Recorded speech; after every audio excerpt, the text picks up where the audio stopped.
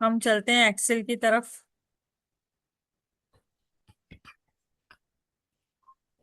ठीक है, एक्सेल पे चलते हैं। यहाँ पे एक्सेल है आपके पास? जी, इसमें है एक्सेल। सही। अच्छा, एक्सेल के बारे में मैंने आपको थोड़ा बहुत बताया था जब हम डेमो क्लास कर रहे थे। ये याद है? जी। यहाँ जी, से हम इसकी फाइल में चले जाएंगे। क्या बताया था? इसमें शीट्स वगैरह बनाने के लिए। हम्म। और फार्मूले होते हैं, फार्मूले के। फॉर्मूले वगैरह हाँ, फार्मूले की बेस पे हम कैलकुलेशंस वगैरह करते हैं। कैलकुलेशन वगैरह करते हैं, प्लस माइनस मल्टीप्लाई डिवाइड सब फार्मूले हम इसमें यूज करते हैं। जी। तमाम बिल्स, और इनवॉइसेस। मार्कशीट वगैरह भी बताई थी आपने। हाँ, मार्कशीट बनती हैं, इनवॉइसेस बनती हैं, बिल्स बनते हैं। ये सब कुछ हम जो है जी। वो एक्सेल पे ही बनाते हैं। ठीक है। सही। अब आपने देखा होगा कि वर्ड वर्ड में हमने डॉक्यूमेंटेशंस कंप्लीट की हैं अपनी। जी। और यहाँ पे जो है वो हम जो है क्या कहते हैं, सारे फार्मूले सीखेंगे और कैलकुलेशन शीट्स बनाएंगे। ठीक है। सही। अच्छा। अब यहाँ पे आपके पास कुछ इसका इंटरफेस कुछ ऐसा होता है। ठीक है। ये स्प्रेडशीट कहलाती है आपकी। इसको आप पेज नहीं बोलेंगे, स्प्रेडशीट बोलेंगे आप। ठीक है। सही। और ऊपर आपके ऑप्शन है, इसको देखते हैं हम। फाइल में, फाइल में जब आप जाते हैं तो यहाँ पे न्यू, न्यू का मतलब क्या हुआ कि न्यू पेज आप ले रहे हैं, ये वाला। ओ सॉरी, न्यू स्प्रेडशीट ले रहे हैं आप। ठीक है। अच्छा जी। ओपन, ओपन में आपकी प्रीवियस जो फाइल बनी हुई होंगी ना एक्सेल के ऊपर, जैसे कि ये बनी हुई है, तो ये ओपन हो जाती हैं। ठीक है। ओपन में जाके यहाँ से ये ओपन कर सकते हैं आप। ठीक है। जैसे मैं आपको एक ओपन करके दिखा दूं। सैलरी शीट बनी हुई है, ये इसको देखें। ये देखें। ठीक है। सही। अच्छा जी। अब आपने कोई भी डॉक्यूमेंट बनाया है, कोई भी आपने शीट बनाई है, तो उसको आप सेव एज यहाँ से कर लेंगे। सेव एज का आपको प्रोसेस पता है किस तरह से जी। करना है आपको। ठीक है। यहाँ से आप बैक चले जाएंगे। प्रिंट भी आपने प्रिंट करना है तो आप प्रिंट पे क्लिक करेंगे तो ये यहाँ से प्रिंट का ऑप्शन आता है आपको। ठीक है। अच्छा, इसको बैक चले जाते हैं। अब यहाँ पे होम पेज है आपके पास। हम न्यू शीट ले लेते हैं।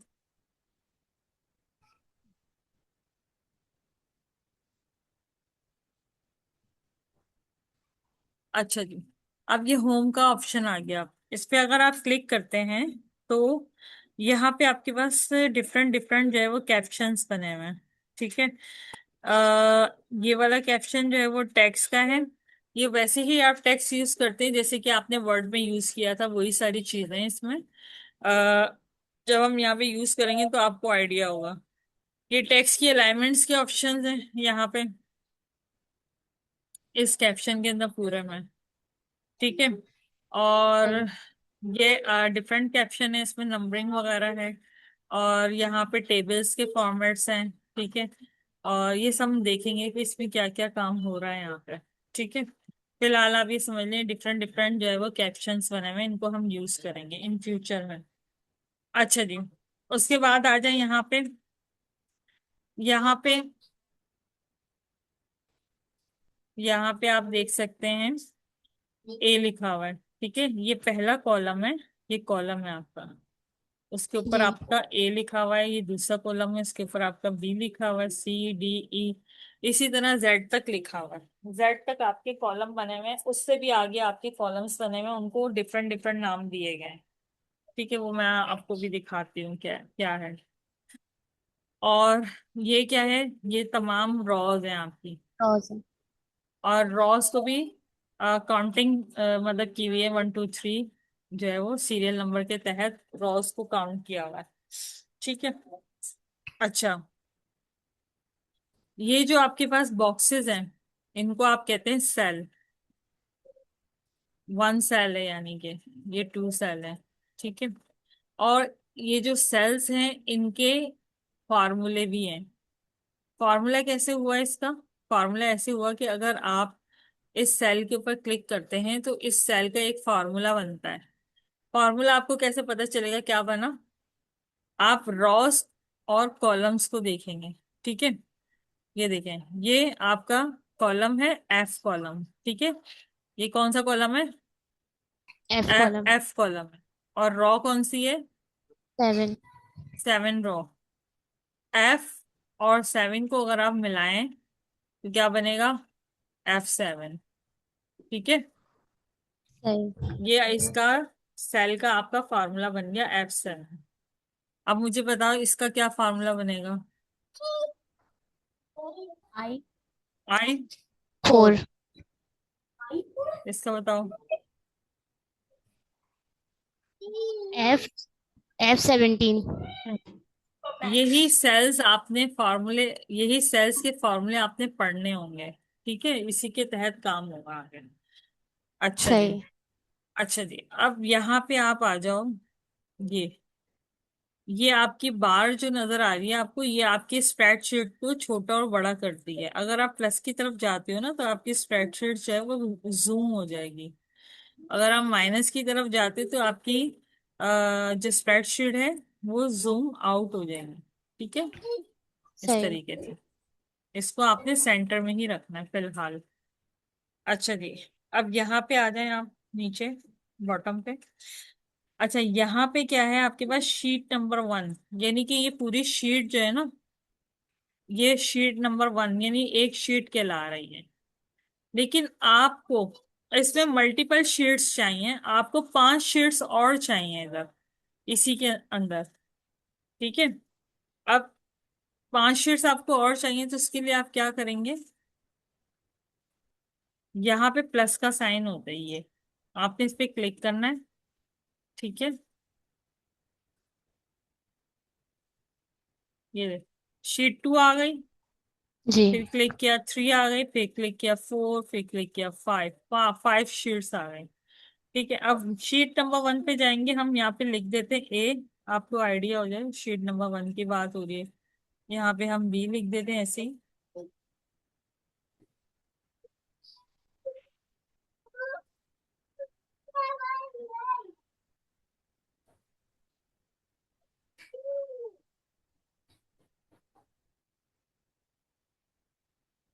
ये देखिए, ये शीट नंबर 1 है। अब शीट नंबर 1 को हमने नाम देना है कुछ और। जैसे हम अपना मंथली जो है ना वो बना रहे हैं, अटेंडेंस शीट बना रहे हैं मंथली, जिसमें पूरे 30 महीने हैं। ओ सॉरी, 12 महीने, ठीक है। तो हम यहाँ पे 12 शीट्स क्रिएट कर सकते हैं, ठीक है। और उनको हम नाम दे सकते हैं, जैसे फर्स्ट मंथ का नाम हम दे सकते हैं, राइट क्लिक करके रिनेम करें आप, इसको जनवरी दे दें। फिर उसके बाद सेकंड शीट पे आ जाएं, इसको रिनेम करके फेब दे दें, ठीक है। और इसी तरह सही। आप जो है वो 12 मंथ्स के नाम जो है वो अरेंज कर सकते हैं एक ही वर्कबुक के अंदर, ठीक है। यानी कि ये सही। वर्कबुक कहलाती है आपकी। ये पूरी एक वर्कबुक है जिसके अंदर मल्टीपल शीट्स आपने बनाई हैं, ठीक है। इसकी एग्जाम्पल इस तरह हम ले सकते हैं, जैसे एक कॉपी होती है, जैसे एक बुक होती है आपकी, ठीक है। बुक का जो कवर होता है फ्रंट और बैक का, वो आपका वर्कबुक कहलाई, ठीक है, कहलाएगा। हम्म। और उसके अंदर जो पेजेस हैं, मल्टीपल पेजेस होते हैं ना बहुत सारे, वो क्या जी। कहलाएंगे? वो शीट्स कहलाएंगे, ठीक है। तो सही। आप इस तरह से इस एक्सेल की जो शीट है इसकी मिसाल ले सकते हैं। अच्छा जी, अगर आप इसमें से कुछ डिलीट करना चाह रहे हैं, इसको राइट क्लिक करके आप यहाँ से डिलीट कर सकते हैं इजीली, ठीक है। सही। और अगर आप इसको क्या करना चाह रहे हैं, इंसर्ट, अच्छा इंसर्ट में क्या होगा देखें।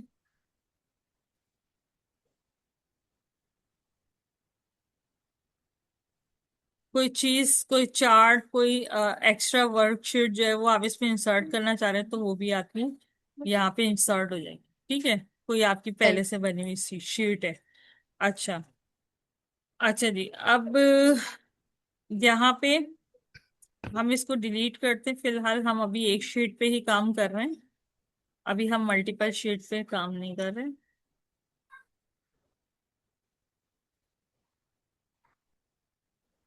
अच्छा जी। अच्छा, अब हम यहाँ पे क्या करेंगे, कुछ मेन्यू बनाएंगे,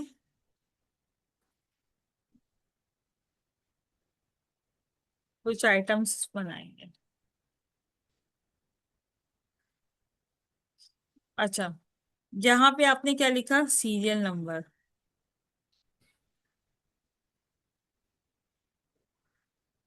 ठीक है, जस्ट आपने क्लिक किया और राइट डाउन कर लिया, आपने इसको अभी कोई भी फॉर्मेशन नहीं दी है। हम इसकी सही। फॉर्मेशन करेंगे लेकिन बाद में, पहले हम अपना डाटा एंटर करेंगे। प्रोसेस यही होता है कि आपके पास कोई डाटा आता है तो आप पहले एक्सेल पे या वर्ड पे डाटा एंटर करते हैं, देन आप उसको फॉर्मेट करते हैं। अच्छा, सेकंड पे आइटम्स लिखते हैं यहाँ पे। यहाँ पे हम डेट लिखते हैं। यहाँ पे हम अमाउंट लिख देते हैं। ठीक है। अच्छा। अच्छा, अब सीरियल नंबर की बात करते हैं। भाई, एक्सेल पे तो ऐसा होता है ना कि आपके पास जो है ना बहुत ज्यादा डेटा होता है, 500 नंबर्स का, 500 लोगों का डेटा हो सकता है, 1000 लोगों का डेटा हो सकता है, या 500 प्रोडक्ट का डेटा हो सकता है, 5000 प्रोडक्ट का डेटा हो सकता है। तो आपको सारा यहाँ पे मैनेज करना होता है। ठीक है। अब सीरियल नंबर में अगर आपके पास 1000 का प्रोडक्ट का डाटा है, 1000 प्रोडक्ट आपको लिस्ट करने हैं यहाँ पे, और उनका सीरियल नंबर लिखना है 1 से लेके 1000 तक। तो आप कैसे लिखेंगे? ऐसे तो नहीं लिखेंगे ना, वो तो बहुत देर हो जाएगी। यानी वन बाय वन आप लिख रहे हैं, 1 2 3, ऐसे नहीं लिखेंगे। ठीक है, आप कैसे सही। लिखेंगे? आपने जस्ट यहाँ पे 1 लिखना है, और आपको ये डॉट नजर आ रहे हैं नीचे, जी। ये वाला डॉट, ये वाला डॉट। ठीक जी, है, नजर आ रहा है। जब इस डॉट पे आप कर्सर लेकर आते हैं, देखो चेंज हुआ कर्सर जी, हमारा। प्लस का निशान बन गया। हाँ, बिल्कुल एग्जैक्टली exactly। जब ये साइन बन जाएगा प्लस का, इस डॉट पे आओगी कर्सर को लेके, ये प्लस का साइन इस तरह बन जाएगा। तो आपने क्या करना है, इसको आपने ड्रैग डाउन कर देना है। यानी इसको होल्ड करके, लेफ्ट क्लिक से होल्ड करके नीचे लेके आना है इस तरह से। तो नीचे लेके जाओ। ठीक है, जितना आपको डाटा चाहिए सीरियल नंबर का वहां तक ले जाओ। ठीक है, तो देखो ये कॉपी हो गए, 1 1 आ रहा है ना, हमें तो सीरीज में चाहिए 1 2 3 4 5 6। ठीक है, तो उसके लिए आप क्या करेंगे, जब आप क्लिक को छोड़ेंगे तो आपके पास ये पॉइंट आ जाएगा। इस पॉइंट के ऊपर आपके पास ये बॉक्स आएगा छोटा सा, इसके अंदर एक ड्रॉप डाउन एरो है। जब आप इस पे क्लिक करेंगे तो यहाँ पे ऑप्शन आ रहा है आपका फिल सीरीज। ये क्या लिखा हुआ ऊपर, कॉपी सेल। कॉपी सेल का मतलब ये सारे सेल्स कॉपी हो गए। अगर आप इसको फिल सीरीज करते हैं यूं करके, तो देखो ये आपके पास सीरीज में आ गए सारे। फिल सीरीज करने से क्या हुआ, सीरीज में आ गए। आपको मजीद बढ़ाना है, आप इसको बढ़ाते जाएं जितना आपको चाहिए, इस तरीके से। ठीक है, समझ आई सही। ये मैंने कैसे किया है? जी, समझ आ गई। ठीक है, अब अभी हम फिलहाल 10 का डाटा रख रहे हैं, बाकी हम डिलीट कर देते हैं। सही। शिफ्ट प्रेस करके हमने डिलीट कर दिया इसको, हम 10 का डाटा रख रहे हैं। अच्छा जी, अब आ जाए आइटम्स की तरफ। ठीक है, आइटम, आइटम नंबर 1। इसी तरह आपके पास 10 आइटम्स हैं, तो आपने इसको क्या करना है, पूरी प्रोसेस ट्रैक डाउन कर लेना है, और ये ऑटोमेटिक नंबरिंग आ जाएगी इसकी। ठीक है। अच्छा, अब डेट की तरफ आ जाए भाई। अब डेट के जो है ना डिफरेंट फॉर्मेट्स होते हैं हमारे पास। डेट के फॉर्मेट क्या होते हैं हमारे पास, जो हमारी अकॉर्डिंग टू पाकिस्तानी डेट होती है, वो कैसे होती है कि पहले हम क्या लिखते हैं, डे। जैसे आज क्या तारीख है, आज क्या है, 9 है ना। ठीक है, पहले हम 9 लिखते हैं, फिर हम क्या लिखते हैं, मंथ, थर्ड मंथ है, फिर हम 2026 लिख देते हैं। ये फॉर्मेट होता है ना हमारे पाकिस्तानी का, जी। पाकिस्तानी डेट्स का। ठीक है, तो हमने क्या करना है, हमने जब डेट लिखनी ना तो पाकिस्तानी फॉर्मेट पे नहीं लिखनी हमने, हमने इंटरनेशनल फॉर्मेट पे लिखनी है।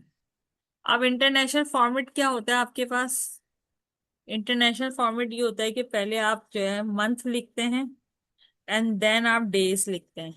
यानी 9 डे, 9 तारीख है, और थर्ड मंथ, ये थर्ड मंथ हो गया, ये 9 डेट हो गई। और ये इस तरह से आप इसको डेट को लिखते हैं। ठीक है,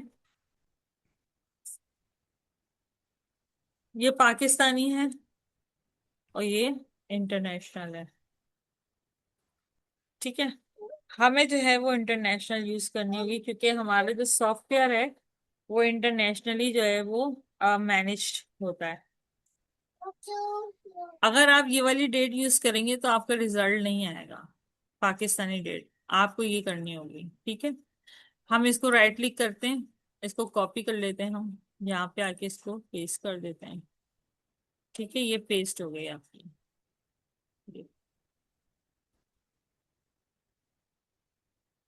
अच्छा जी, ये आपकी हो गई पेस्ट। अब इसके नीचे भी आपके पास एक डॉट आ रहा है। ठीक है, इस डॉट को आप क्या करेंगे, ड्रैग डाउन कर लेंगे आराम से इस तरीके से। ये देखिए। अच्छा, अब इसमें देखिए क्या हुआ। ये हैश हैश आ गए, हैश टैग्स आ गए। ये ऐसे क्यों आए, ये देखिए। अगर मैं इस पे क्लिक करती हूँ, सपोज इस पे, तो इसके पीछे देखो डेट क्या लिखी हुई आ रही है। देखो, नजर आ रही है। जी। 3 तारीख। हाँ, 10, नहीं नहीं, 3 मंथ, नहीं, ये तो थर्ड पहले मंथ, मंथ होगा, फिर हाँ। फिर वो डे होगा, यानी दस डेट हो तारीख है गई। और दो हजार जी। छब्बीस ठीक है। अब ये इसके बैक पे तो आ रही है, बैक एंड पे, यानी ये हैश टैग्स के बैक एंड पे तो आ रही है, लेकिन फ्रंट पे क्यों नहीं आ रही। ये इसलिए नहीं आ रही क्योंकि ये जो बॉक्स है ना, ये जो आपका सेल है, जी। इसमें जगह कम पड़ गई है। यानी ये छोटा पड़ गया है इस डेट के लिए, ये पूरी फिक्स नहीं आ रही, इसलिए उसने हैश टैग्स बना दिए हैं। अब मैं इस बॉक्स को, इन सारे बॉक्सेस को या इन सारे सेल्स को जो है मैं एडजस्ट करूंगी। एडजस्ट मैं कैसे करूंगी, जस्ट मैं ऊपर आऊंगी यहाँ पे, ये जी, इस कॉलम में, जी वाले कॉलम में मसला है ना। जी। ठीक है। अब जी वाले कॉलम में कॉर्नर पे आ जाऊंगी, यहाँ पे इस पर डबल क्लिक करूंगी यूं करके। तो ये देखो, ये कॉलम्स, ये सेल्स जो है थोड़े से बड़े हो चुके हैं और इसमें ये एडजस्ट हो गया है। आप ऊपर वाला सेल देखो अगर, तो यहाँ पे थोड़ी सी जगह खाली पड़ी हुई है ना। ठीक है। जी। यहाँ पे पूरा फुलफिल हो गया है, पहले फुलफिल भी नहीं था, यानी एक नंबर कम यहाँ तक बॉक्स आ रहा होगा, 2 तक आ रहा होगा। जब हमने इसको एडजस्ट किया तो ये पूरा फुलफिल हो गया और इसने जो हाइड आपकी डेट थी उसको फ्रंट पे ले आया ये। सही है। इसी तरह आपका और भी कोई कंटेंट होगा जिसमें आप हैशटैग्स आ जाएंगे आपके पास, तो आपको इसी तरह से एडजस्ट करना होगा। सही।